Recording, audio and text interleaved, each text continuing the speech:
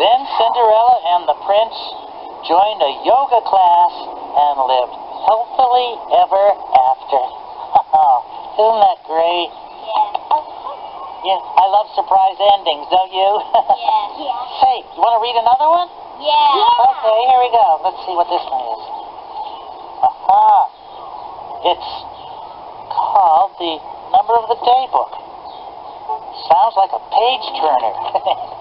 Let's see what it's about. Okay, here we go. There's a 14-year-old cactus with a lizard passing by. I see the number 14 and I've got to wonder why. The stars have got my number and it's 14 miles high. 14.